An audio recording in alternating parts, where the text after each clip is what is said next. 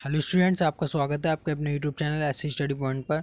तो आज की इस वीडियो में हम क्लास 11 का फिजिकल एजुकेशन का चैप्टर नंबर 9 मनोविज्ञान एवं खेल, उसके जो मोस्ट इंपॉर्टेंट क्वेश्चन है जो सेकंड टर्म में आएंगे तो उनको डिस्कस करेंगे।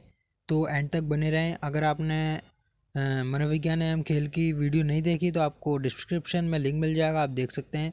और सैम्पल पेपर भी अपलोड कर दिए विद आंसर, तो आप देख सकते हैं आपकी जो अच्छे से तैयारी हो सकती है फिजिकल एजुकेशन। तो इस चैप्टर में से पहला क्वेश्चन बनता है कि खेल मनोविज्ञान क्या होता है। 2 नंबर में ये क्वेश्चन आ सकता है। मैंने उसमें बता रखा है कि आपके 1 नंबर में क्वेश्चन आएंगे नहीं, 2 नंबर, 3 नंबर और 4 नंबर में आएंगे। ठीक है, तो आप सैम्पल पेपर भी देख सकते हैं, तो आपको आइडिया हो जाएगा किस प्रकार के क्वेश्चन और कितने मार्क्स के पूछे जाएंगे। तो समय पहला क्वेश्चन है खेल मनोविज्ञान क्या है।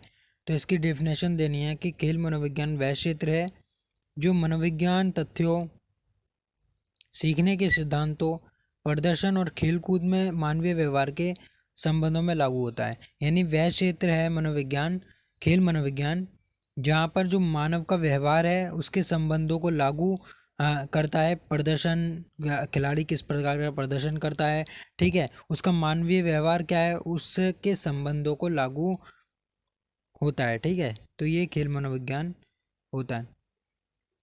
नेक्स्ट क्वेश्चन है कि वृद्धि और विकास। ये आपके, मैं बता रहा हूँ कि 99% ये चैप्टर में से क्वेश्चन आ सकता है कि वृद्धि या विकास शब्द को परिभाषित या इनमें अंतर बताओ। ठीक है, तो वृद्धि जो होती है, जिसने चैप्टर देखा होगा उसको अच्छे से बता रखा है मैंने कि वृद्धि जो होती है वो शारीरिक शिक्षा में वृद्धि का अर्थ शारीरिक अंगों की वृद्धि से है। यानी जो शरीर के अंग होते हैं उनमें बढ़ोतरी होना ही वृद्धि कहलाती है। यानी वह चाहे आकार, यानी व्यक्ति का आकार, वजन, लंबाई हो, तो एक बच्चा जन्म से लेकर 25 वर्ष की अवस्था तक वृद्धि कर सकता है। यानी वृद्धि, तो इसमें ही आपके अंतर भी हैं। ठीक है, आप इसे अच्छे से याद कर लेंगे तो आपके इसमें अंतर भी हो जाएंगे और आपकी डेफिनेशन भी इसमें से निकल जाएगी।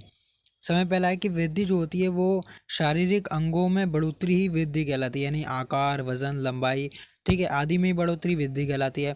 और वृद्धि जो होती है वो बच्चे के जन्म से लेकर 25 वर्ष की उम्र तक वृद्धि बढ़ती है। ठीक है, वृद्धि होती है, यानी शरीर के अंग 25 वर्ष तक बढ़ते हैं और वृद्धि कर सकता है 25 वर्ष तक, और उसके पश्चात वृद्धि धीमी पड़ जाती है। यानी 25 वर्ष का जब हो जाएगा इंसान, तो उसके जब आगे एज जैसे बढ़ती जाएगी तो उसकी जो वृद्धि है वो बढ़ना बंद हो जाती है। दूसरी ओर विकास क्या होता है।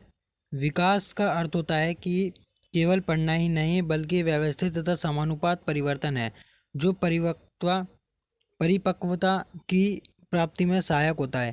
यानी विकास का अर्थ होता है कि एक व्यक्ति की कार्य कुशलता में वृद्धि। ठीक है, तो एक व्यक्ति की कार्य कुशलता में वृद्धि होती है, वो अच्छे से प्रदर्शन करता है। ठीक है, तो वह विकास जो होता है। और दूसरा अंतर है, विकास जो होता है वो बच्चे के जन्म से लेकर जब तक वह दुनिया में रहता है तब तक विकास चलता है। ठीक है, तो ये 2 अंतर हो गए वृद्धि और विकास में, और इनकी परिभाषा भी हो गई। तीसरा क्वेश्चन जो बनता है इस चैप्टर में से वो बनता है कि किशोर अवस्था से आप क्या समझते हैं। किशोर अवस्था, ये 4 नंबर में आ सकता है कि आपका किशोर अवस्था की समस्या तथा उनके समाधान, और किशोर अवस्था से आप क्या समझते हैं। ठीक है, तो मैंने अलग अलग करके लिख दिया है। तो किशोर अवस्था जटिल परिवर्तनों की अवस्था है जो बाल्यावस्था से शुरू होकर युवा अवस्था से पूर्व तक पहुंचती है। यानी बाल्यावस्था आपकी 12 वर्ष तक होती है और 12 से 18 वर्ष तक जो होती है वो होती है आपकी किशोर अवस्था। तो ये युवा अवस्था होती है, बहुत युवा अवस्था जो होती है उसके पूर्व, उसके पहले की पहले तक पहुंचती है, पूर्व तक पहुंचती है। और किशोर अवस्था जटिल परिवर्तन की अवस्था होती है। और दूसरा क्वेश्चन है कि किशोर अवस्था की समस्या। तो किशोर अवस्था की समस्या भी होती हैं।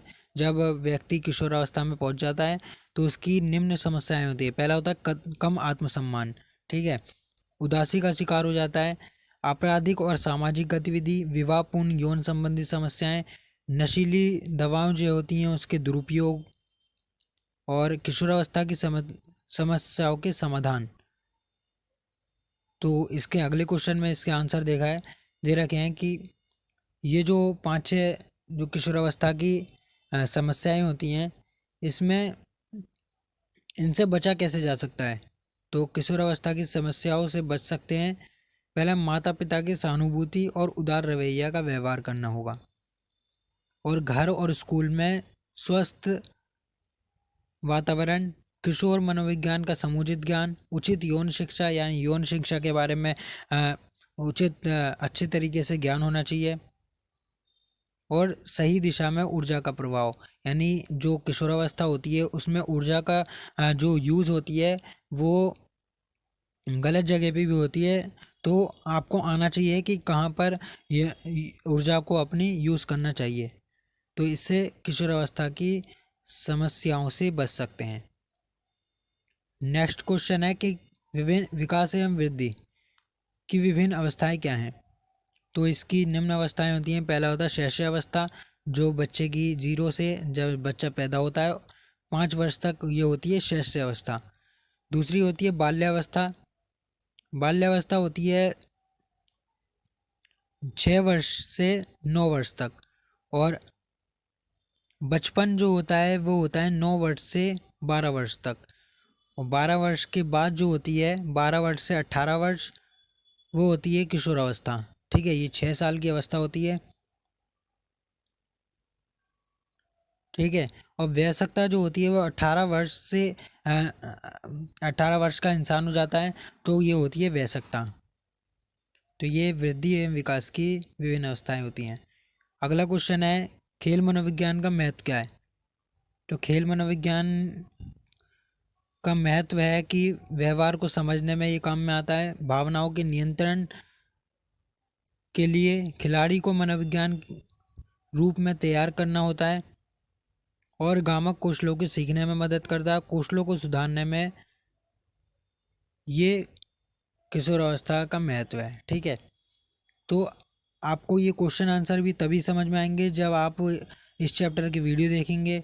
अगर आपने वीडियो नहीं देखी हो तो आपको डिस्क्रिप्शन में लिंक मिल जाएगा, आप देख सकते हैं, और क्वेश्चन आंसर तब करेंगे तो आपको अच्छे से समझ में आएगा।